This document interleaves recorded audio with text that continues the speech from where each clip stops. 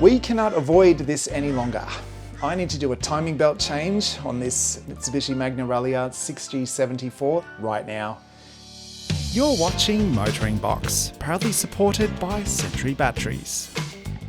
I do not know when it was last done. I've seen the belt, it looks okay, but you can't see the tensioner, you can't see the water pump, the cam seals, or any of that. This thing really is an unknown quantity. It's got an unknown service history. So armed with nothing more than a user manual for a TJ Magna and my basic stash of tools, let's see if an idiot really can do a timing belt change on a Mitsubishi Magna. Let's go. First point of call, I believe, is we have to get the driver's side front wheel off and then stripping down the front of the engine. A few superficial things like water bottles and whatever need to get it taken out of the way. I've been really nervous about this job for a really long time. I've just been avoiding it, even recently, I've had this car up on jack stands for about the past 2 weeks in preparation of me starting this, and I just never have come down here to start it. I just don't want to. But in the past, just diving headfirst into something has often gone pretty well for me. So yeah, fingers crossed this is the same. If I just stop dropping things, Jesus. And go sit this thing somewhere. Maybe in the boot.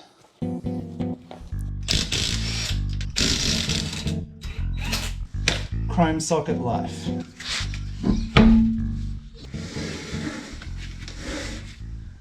Whenever I encounter a scrivet that doesn't come out, I usually just dig in the blade of a Stanley knife under the cap.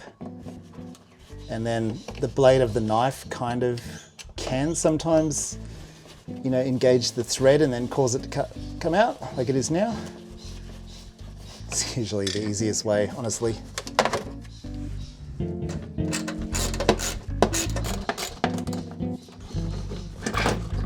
Awesome.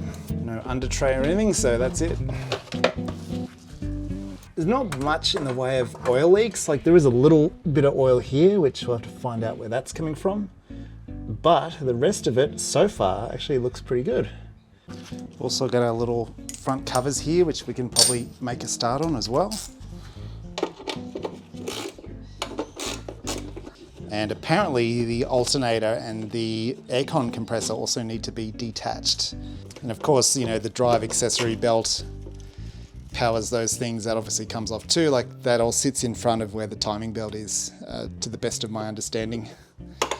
It obviously does look old and it looks a little bit worn, but apparently the real danger is the belt tensioner, which is obviously down there in the belly of the beast. You cannot see that. If that fails, then yeah, it's game over. So yeah, it's not just the belt, it's kind of everything. So as I mentioned, I do have a jack under here supporting the engine, so we should be able to whip this off.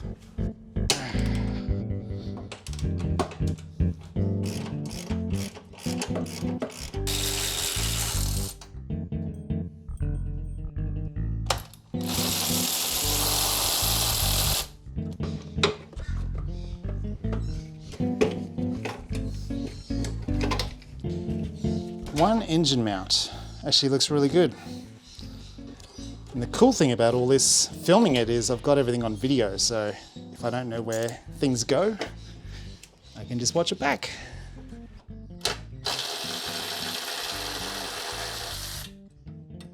There's a lot of nuts on this that look like they're from Bunnings, so that's a bit of an ominous sign. I've busted out the old user manual now. It's a Magna Ralliart Gregory's one, and they're saying the accessory belts need to come off. So I've loosened the tensioner here. Maybe not enough. It's pretty loose. I don't think it can go anymore, so I guess you just slip it off. This belt has always squeaked. I guess the tensioner probably could have been adjusted further, but I've actually got a brand new belt. This one doesn't look too bad. But yeah, we're going to replace it anyway.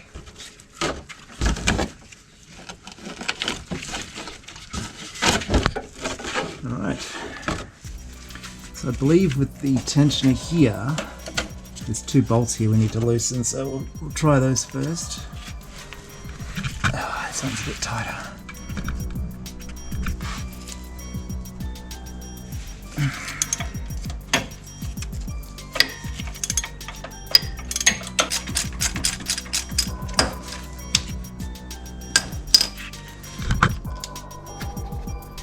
try from the top.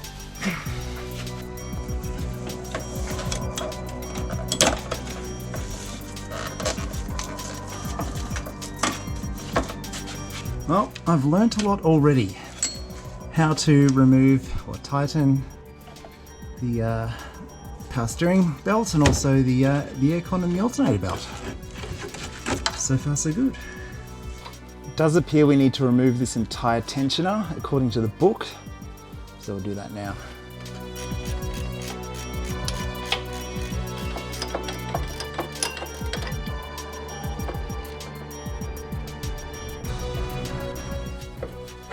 There she is. Might even have a new one of those in my collection of spares. I'll have to have a look.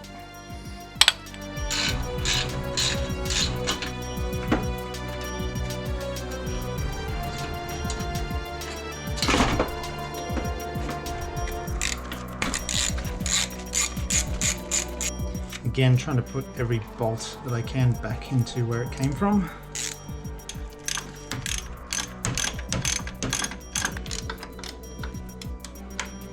Access on this thing absolutely sucks.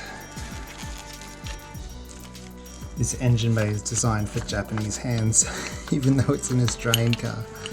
That is ridiculous. This is one of these situations where when you undo the bolts, it actually captures the whole wrench. That's ridiculous.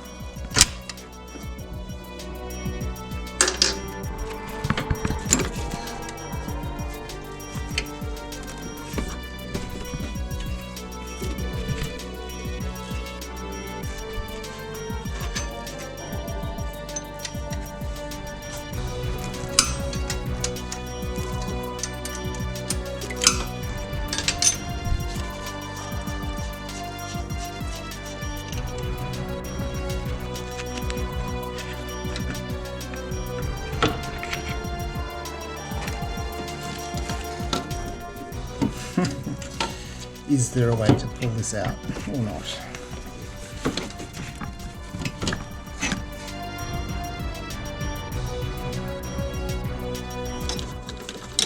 Is it seriously the way it's got to go? Damaged my radiator too. Idiotic.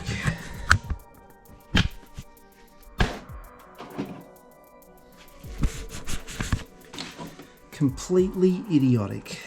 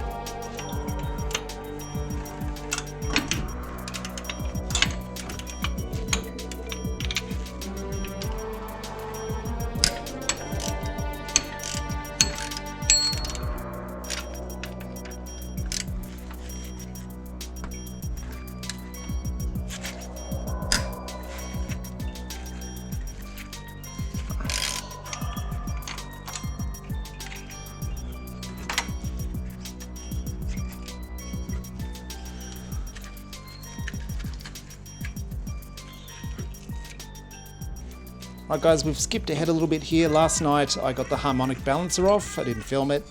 The front cover on the engine here too, and you would have just seen then. I also loosened the tensioner and took the belt off. So this is kind of the halfway point, and it's taken a lot of time and effort to get here. It's kind of crazy. The plan here is I've got a new water pump, which is sitting right here. Well, that's the old one, but that's where the new one's going to go. I also have some cam seals, which I don't know if I can be bothered doing. I know I probably should. These aren't leaking, but then it's like, well, when are they going to leak? The amount of effort it takes to get here, you kind of should do them. So yeah, I might man up and try and do that. I'll just have to go through my parts bin as well and see what else I've got. But for now, I reckon I'm going to get this water pump off and slap our new one on. There's a lot of bolts holding this pump on. To show you a better idea, here's my brand new one. So yes, there are a lot of fixings. Oh, and also with the timing belts, I've actually got marks on them. So you'll see there's a 1 here. If you go up here, see there's a 2. That's kind of like cam 1 and 2. And then I've also got a 3 down the bottom here for, the bottom, where it loops around the bottom. I've transposed them onto my new timing belt. So you can see there's a 1 here, there's a 2 there. I've triple checked that the ribs on the belt line up with the ribs on that old belt. So yes, the 1 will go line up with this one. The 2 will line up with that one right there. Loop it down to the 3, and then yeah, hopefully it'll mean everything's timed up properly when it goes back together. So they can chill there for a bit. Let's have a look at the water pump.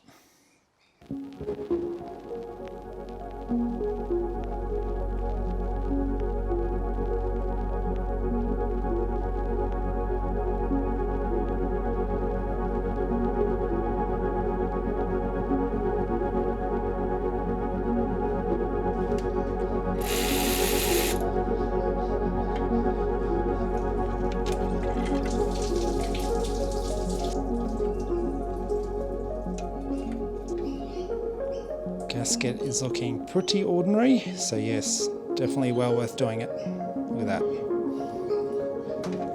I was scratching my head looking at the O-rings and the gaskets that were included with the new pump, and then I realised that this whole backing plate comes off as well. There was an O-ring, and it's like, where does this O-ring go? You take this backing plate off, and then there's an O-ring here on the hose which we need to replace.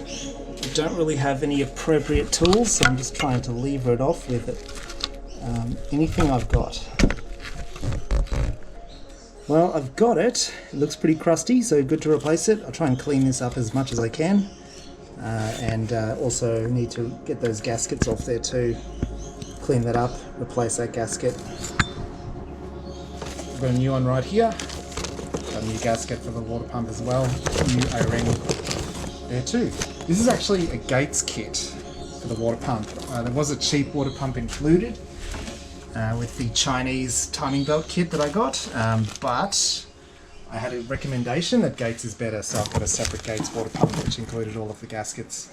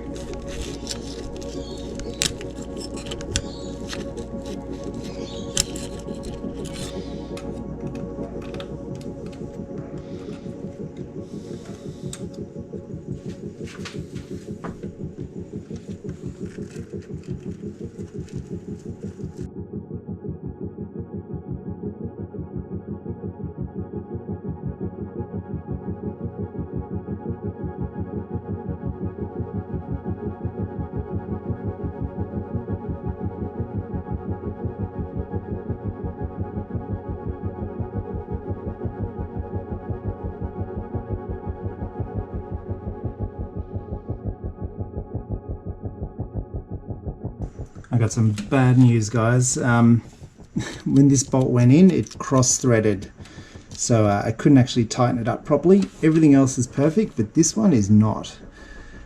So that's the bad news. The good news is, though, is that it only goes into this rear half of the water pump housing. So potentially we could like re-tap that. We have to take it off, obviously, but either need to find a new back plate here or tap it. So either way, the pump has to come off, which really sucks. But that's how it goes.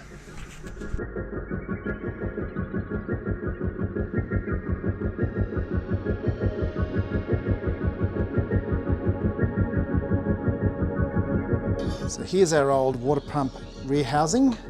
That's the one which is all flogged out, unfortunately. I reckon it may have been like half stripped already, and then I just finished it off by tightening the bolt. I wasn't even tightening it that much. And here's a new one, or a new used one I should say, new to me. This was from a guy called William who lives down the road. He's a Magna guy. He's gone through something like 2 or 3 different engines in his Magna, so he's got a lot of spares. and he's sold me this one for $20. And most importantly, the threads look awesome. So the plan is we're going to clean this up with a bit of sandpaper, get the surfaces nice and clean. And then I'm going to RTV the shit out of it. When I say RTV the shit out of it, just a really thin layer over everything. Super thin, just to fill in any small, tiny voids. Get it all bolted back together, back in the car. So let's do it. This is just a really soft wire wheel on this Dremel. It's just really tightening it up. It shouldn't really cause any major imperfections or divots or anything. It's not really taking off much material, it's just cleaning the surface.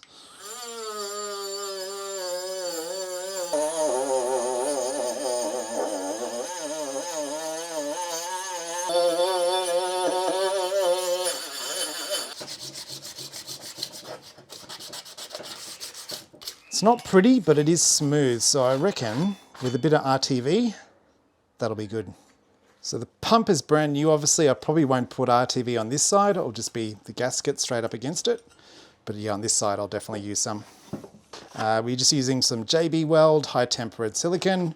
Reckons it's good for water pumps, so yeah, here we go. May look thick at the start, but I'm going to thin it right off. It is a pretty smooth surface, so like, yeah, we don't need to go crazy with it. Luckily, as I mentioned, I had a spare gasket, so we can slot that on.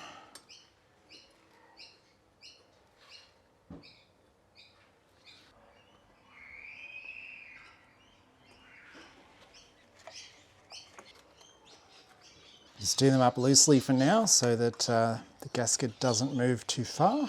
And of course, I've got my old pump here with all of the bolts in it in the right location, so I'll be able to transpose that across onto the car. I just remembered too, I'm going to put RTV on these surfaces here as well before it goes into the car.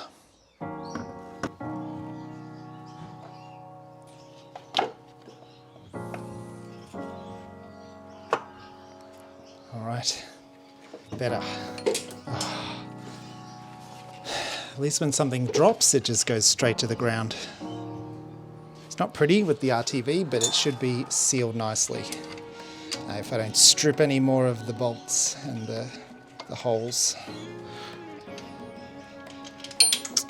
Son of a biscuit.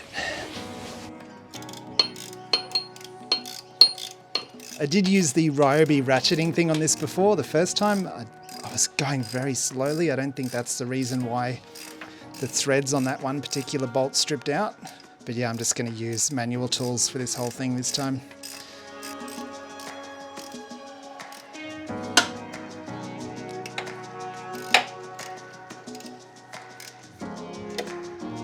Okay. Here's the funny thing. They tell you to tighten the bolts to the specified torque, but they don't actually specify what that torque is. So I'm just going to go fairly tight and go for like roughly the same on each of them.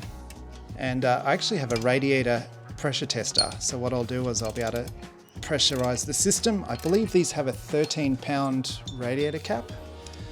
So we'll be able to pressurize it to say 15 or just around 13 at the very least. Check for leaks. So we're just going to top this up with some of Ipswich's finest. We'll do a pressure test. I've got this really handy radiator pressure tester from Super Cheap. I think it was Caliber branded, I don't recall, but we can basically pump this thing up to probably 15 pound and then we can inspect the water pump, see if it's leaking.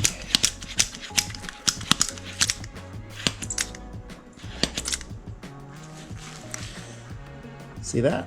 Bang on 15, if you can read it. So let's have a look at the pump.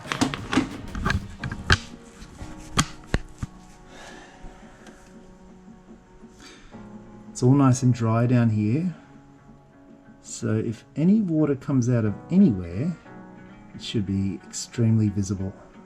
You could even leave it pressurized and come back, in an hour's time and just check it. Because yeah, if this pump's leaking and we put all this engine back together, imagine all the work we have to do to get back in here again to fix something.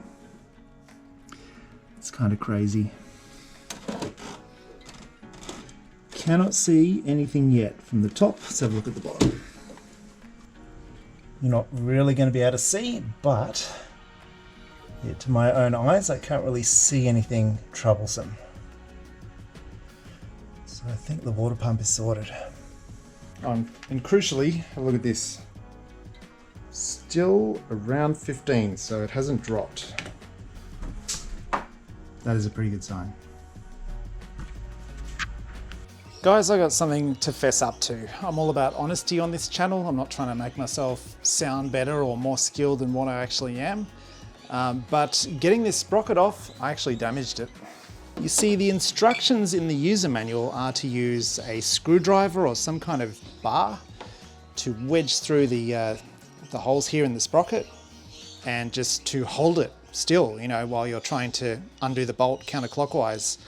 And the thing that I used through this hole here, just as I was undoing the bolt, it sort of pressed into the side of the cog here and it actually smashed out a whole section of it. So unfortunately, I have totally screwed this up. Yeah, we'll just see what we can do in the meantime. I've got a new pulley which I can drop on here. I'll see what other parts I've got, see what I can swap out in the meantime. But yeah, that really sucks. I'm not loving my experience with this engine. This whole thing is really cemented in my mind that I'm a Falcon guy. All of this, I absolutely hate it. Don't get me wrong, it is a fun car to drive, but working on this, I literally hate everything about it. Yeah.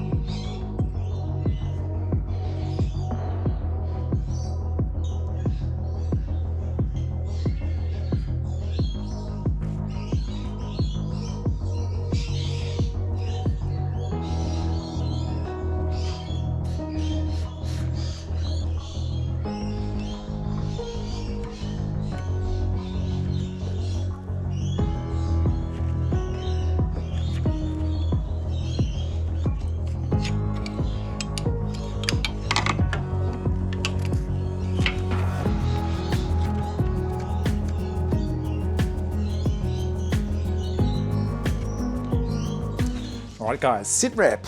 It's been a couple of days. I've been waiting on parts.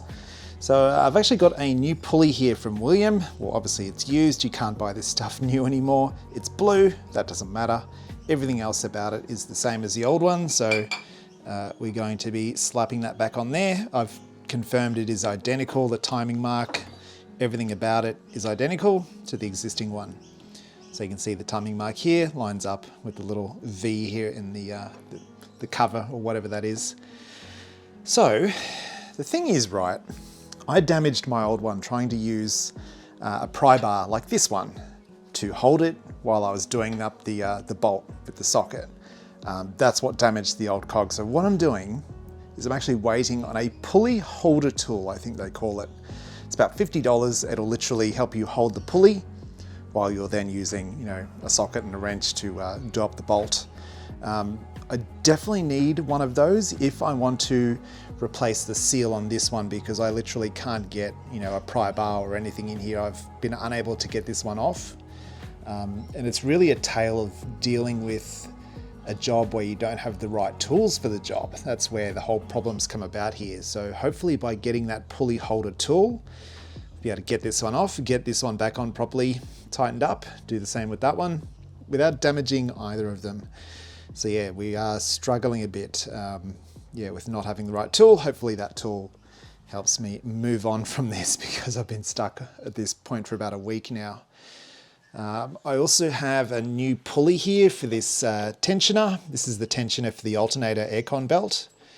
This one sounded a bit rough when I spun it the other night. It doesn't sound too bad at the moment, but yeah, I'm going to replace that one. We've got our new water pump, which is still sealed nicely. We've got a new pulley for the tensioner for the power steering belt. So that's up here, ready to go. That's been installed, so that's cool. I'm just doing random things while I'm waiting. Like I've got new hoses. I've got a new top hose already installed. I'm in the process of doing the bottom one. That's the old one. Got the new one here that's going to go in. To be honest, it's been about 3 weeks so far. That's just because I've been working on this on and off, like an hour here, an hour there. Not every day either. So yeah, it's a big job, but it takes a long time if you don't have huge blocks of time which you can allocate to it across a weekend or across a week or something like that. Not for the faint-hearted, and again, I'm not really enjoying it.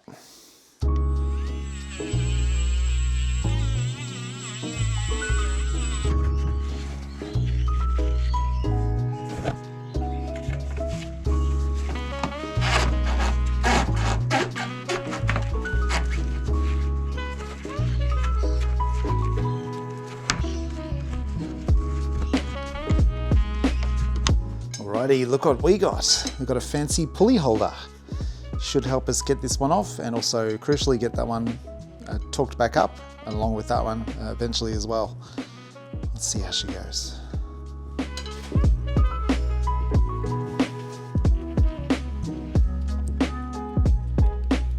This holder almost needs like a breaker bar on it, because you know you got to put about 180 Newton meters on this thing, which means you need to counteract it with the same force on this one, so it's not enough.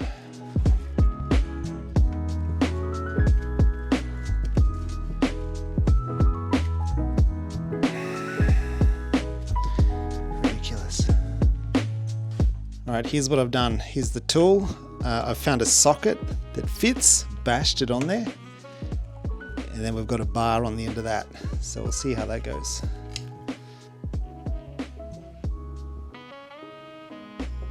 It's actually bending the whole tool. What am I gonna do with that? You probably can't see it. Got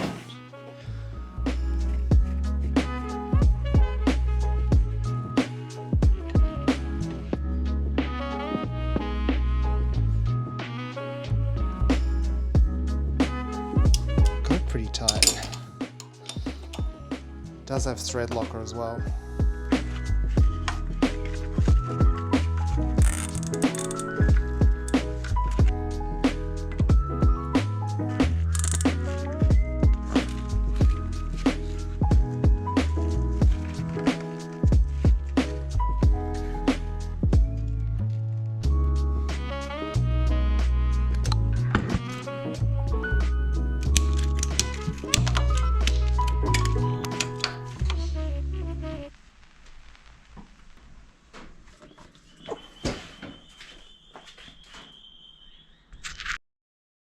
You may have just noticed I made an executive decision. I'm not actually going to change that second cam seal. It's not leaking.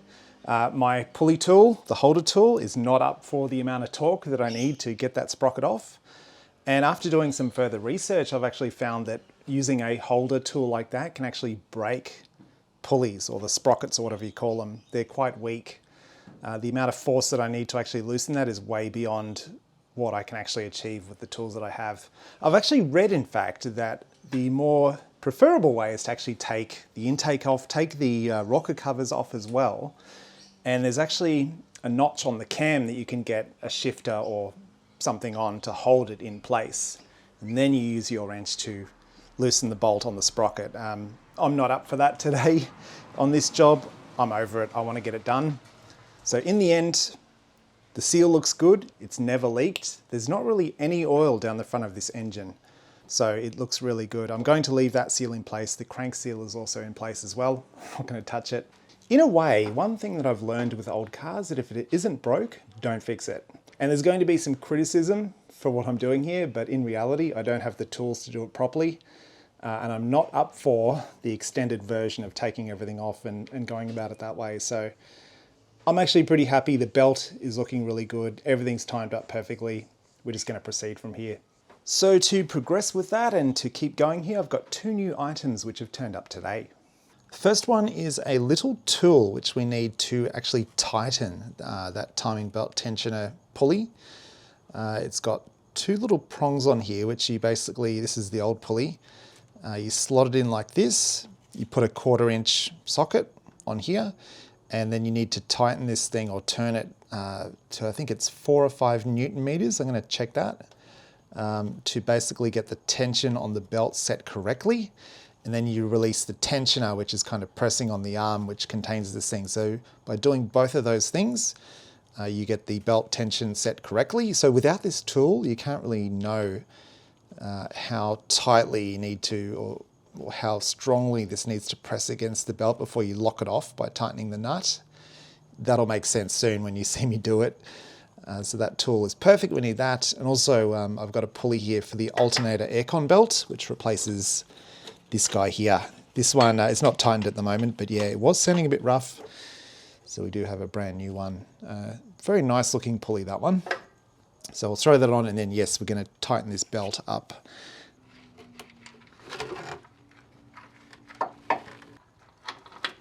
So we can't really tighten this one properly yet because tightening it locks it in place. Once the accessory belt is on, you can sort of tighten it or loosen it. And then once it's in the right spot, you lock it off with this one, see if it'll actually hold it there. So yeah, we just need to let that one loose. But now we can actually look at this pulley here and try and adjust it properly. What we need to do is we've got our tool on this very small 1/4 inch torque wrench. So we actually need to put it into the tensioner here. What I need to do first is actually release that tensioner, the little pulley here, so it can move. Now we need to put 5 Newton meters, which I've got this wrench set to. Right, now the manual says to reinstall the harmonic balancer crank pulley bolt and try and turn the engine over. Make sure there's no clicking, belt jumping teeth or anything. All right, we've got another mark here, that's mark number 2, which is a long way to go. Oh. Hard yakka. Feels like compression's good. That's a good thing. Oh.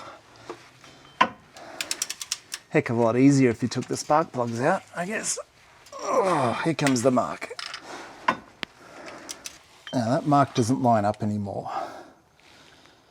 But I'm guessing when you turn the engine over as much as we have, that's probably what's going to happen. So instead of looking at the marks on the belt, we need to look at the timing marks on these sprockets. So ignore that white line. What you want to look at instead is there's a tiny little dent right there. And that needs to line up with that line, which you can see right here, which it pretty much does. So let's check the top. So again, ignore the lines on the belt. So there's our mark right there on the pulley. And there's our mark, so yes, it lines up, kind of. And again, here's the other one here. There's our mark, there it is there. So it looks like it's all timed up. All right, the manual recommended I let the engine sit for a few minutes, which I've done. The You're meant to be able to pull this pin out with your finger only, not with pliers, to release the spring-loaded tensioner. We can measure this gap here. I think it said 3 to 5 millimeters, so let me get a ruler. It is interesting to note, when I pulled that pin out, the tensioner didn't really push the arm or this pulley here out any further. So that means I've either got it perfect or too tight, I suppose. All I've got is this ruler. Let me see if I can eyeball this. It is bang on 3 millimeters. But yes, barring any issues, that should be the belt reinstalled, torqued up. What a momentous occasion. Okay, so we've got the tensioner set. I checked with Jamie, our resident Magna expert. He reckons I've done a good job. It looks perfect to me. All the timing marks are still lined up perfectly. So we are going to progress now with the rest of the reassembly. So we need to reinstall the timing belt covers. We need to put the crank angle sensor back in as well, route the wiring for that. Install the crankshaft pulley, which is the harmonic balancer, tighten it up to the specified torque, put the engine mounting support bracket back on, put the power steering drive belt tensioner back on, alternator. There's not really many items left on the list, so this is pretty much the home straight. Let's do it.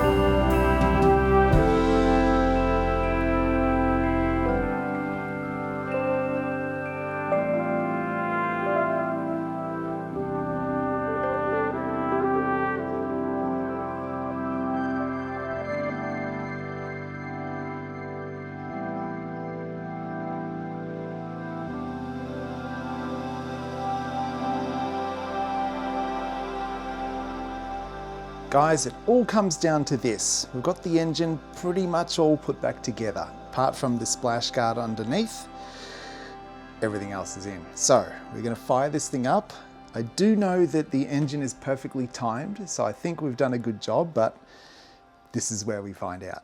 So let's go.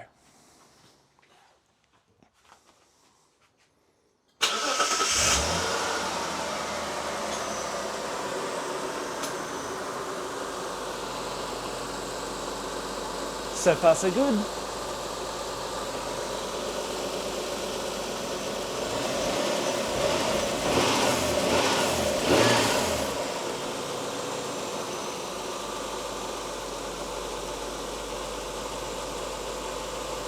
Got to be happy with that.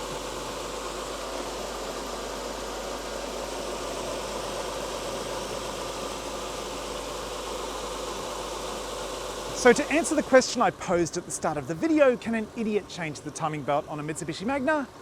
Yes, he can. If you've got a basic arsenal of tools and a little bit of know-how in your head, this job is well within reach of most people. But if you're talking anything beyond that, cam seals, removing sprockets and whatnot, that's definitely where you're going to struggle if you don't take the cam covers off or you don't have the right tools, which is kind of a combination of what I suffered from here. The belt is definitely a little bit louder when you hear it here, and I guess it's because it's a brand new belt. It's going to wear in, it'll probably quieten down with time. But this thing sounds so good now. When you turn the aircon on or when you use the power steering, not a single squeak or squeal from any of the belts. That's because we've got them tightened up beautifully as well. So we've got new coolant, we've got new oil. This thing sounds so happy, and I gotta say, it drives so good. It's worth it. I don't know if it's placebo or not, but every time I do an oil change on the car, it just seems to run mint afterwards. So really that part's been quite satisfying, but the rest of it, yeah, for me it was a bit of a nightmare job. I really hope those seals hold in place and don't leak in the foreseeable future, because I don't want to come back anytime soon and go through all that. So yeah, look, let's go for a quick drive. We'll have a bit of a chat, end the video off. Stoked. Words can't describe how happy I am to have a new timing belt in this car. It's something that's really been bugging me for the past year or so. Just knowing, or not knowing, I suppose, like how old is that existing belt? Is it going to snap at any moment and cause the valves to meet the pistons and start dry humping at thousands of times per minute? That would not have been a good time. But yeah, now I can sort of drive this thing and relax a little bit. And I can finally enjoy all of that hard work that I've put in. You get in the car from the outside, it looks mint, thanks to scrubber, polishing out all the imperfections. Then you get in the car, you know, you've got this beautiful leather Momo wheel, new old stock. You've got the fresh interior that I've cleaned, you know, it smells awesome in here, almost like a new car. The aircon as well, you know, I can use it without it squeaking, from tightening the belt and replacing the belt. Yeah, you know, we're kind of ironing out a lot of the faults, and most of them now are gone.